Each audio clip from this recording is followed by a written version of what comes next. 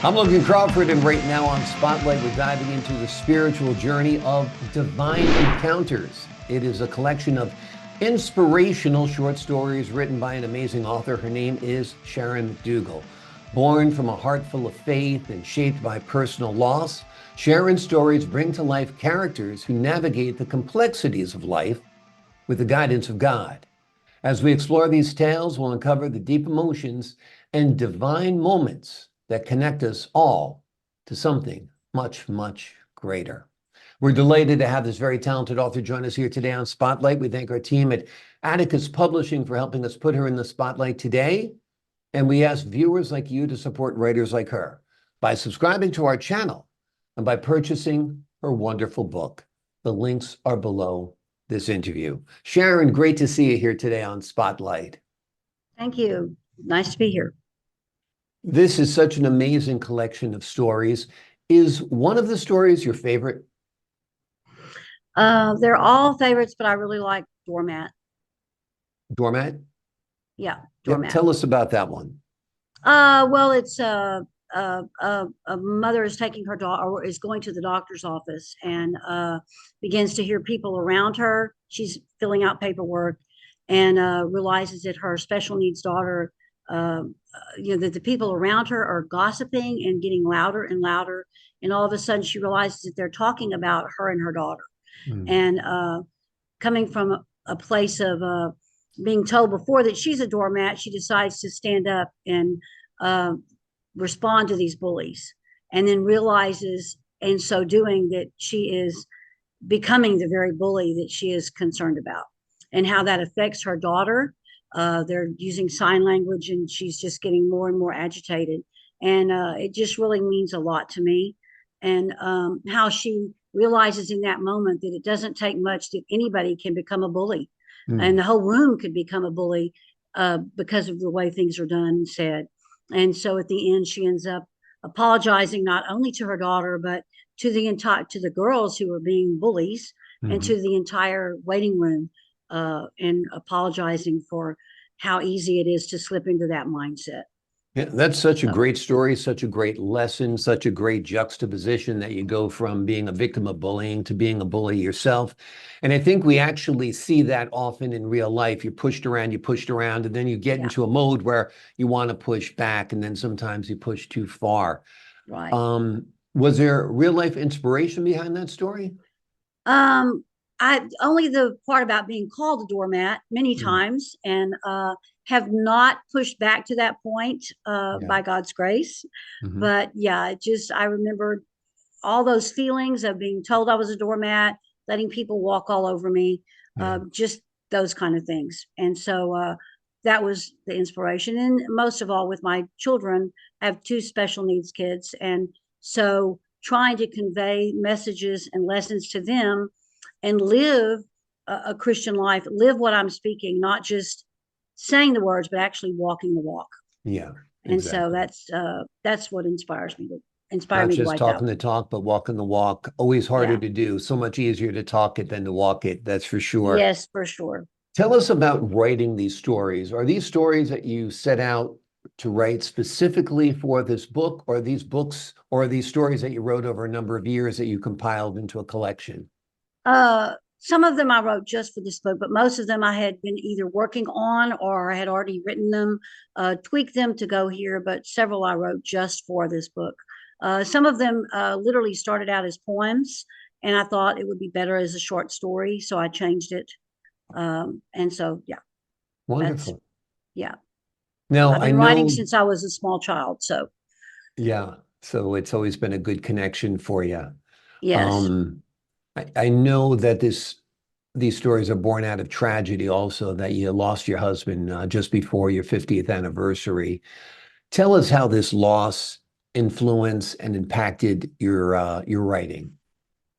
Well, it was very sudden. He had always been in great health, and when he passed away, I was at a loss, as anybody would be.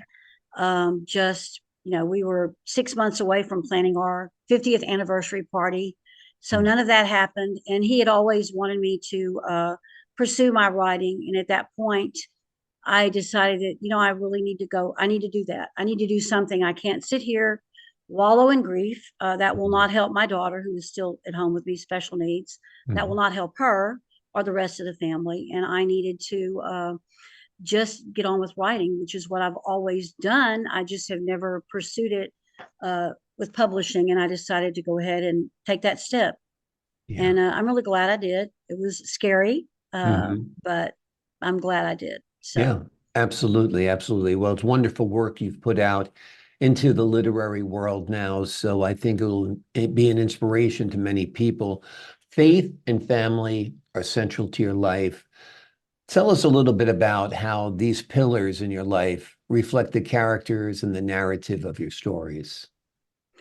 well, faith, of course, my faith in Jesus Christ, it is what inspires me, gets me up every day, Mhm. and keeps me going, encourages me to make better choices. Uh, and sometimes they're not always good, but He always directs me back to Him. Scripture does that. My family, I guess, because I want to be an example to them. I want to be an example to my children and my extended family, my grandchildren. So I want to make good choices that draw them in and draw them to Christ. Yeah. And so, I've taught Bible half my life, and went on to get my degree in both religion and business. And so, yeah, it is really it just keeps me going. It is what gives me the confidence to keep going, to get up every day, to face a new day, and hopefully to make the world a little bit better place through my life. Yeah. It's central to your life, absolutely. Yes. Tell us a little bit about the title, Divine Encounters. Why did you name it that? Well, just because we have a divine, we will have meetings with people that we're not even expecting to meet anybody. It might be standing in the line at the grocery store or whatever, and all of a sudden it clicks that this is. Sometimes it's after the meeting that you realize that was just divine. I mean, it was not Mhm. anything that I planned. It was not usual in the normal sense. And Mhm. it was a moment for me to either just by my response or my questions, draw them or give them something to think about. But even more than that, it's just to share the love that we have with another human being, the love of God with another human being. Whether that's, being kind to them, helping them with whatever they're doing, or paying for their groceries, paying it forward, or any of that. It's just, I consider it a divine encounter. I wasn't Yeah. expecting it. And when it happens, it just kind of clicks that wow, how did that happen? Yeah. You're just amazed by it. And Yeah. so that was the reason for the title. And there are so many divine encounters that we have. Scripture talks about us sometimes entertaining angels unaware, and we all need to be aware of that. And I want people to be aware of that and to realize that that can happen to them, and even to even anticipate or ask for those divine encounters that God would send them to Yeah. us. Absolutely. There was that series years ago, you might recall, Touched by an Angel. Yes. And Divine Encounters kind of has that same feel in a way. Have you ever thought of this perhaps as a series where each short story could be either a small movie or a episode? I have indeed. I've thought about longer stories. Obviously, Yeah. some of them are too short to be a TV show. Right. They're very short, but yes, I have indeed thought of that. That'd be great. Uh, So now that the yeah. work's out there, Hollywood, if you're listening, here's a bunch of Yay. stories that are ready to go, ready to be produced, and have a great moral to them as well, something that's lacking in Hollywood these days. What do you hope readers take away from your writing? Uh, well, I hope that it draws them closer to the Lord, and Mm, I hope that they realize there is hope. That the world is not as bleak as sometimes it seems. I hope that they are encouraged by it, and that it inspires them to look around them for their own divine encounters, and to just yeah. draws them into to Christ. Did you have any divine encounters, revelation, or inspiration while crafting these stories? Um, the one for doormats, that was the one that I really Mhm. wrote specifically for this. Yeah. And so, yeah, that one did. And I cried through the entire time I was writing it. Uh, uh, it just touched my heart. It really touched me in such an incredible way to realize that that particular story. And, all of that just really, it was like a divine encounter of the Lord. It was like I could not write it fast enough. I was almost like saying, God, slow down. I can't write that fast. I Yeah. felt like God was inspiring me, with every word, and I was taking shorthand for something and just trying to keep up with as the thoughts came. And so, yeah, that one was very much divine encounter for me, writing that particular story. They're all important to me. They're all throughout them. They're my characters and some of them, my family, just different people that I know and I've met. And I just love meeting people, and I love hearing their stories and watching people interact when they don't know I'm watching, Yeah. and see what God is doing in their life.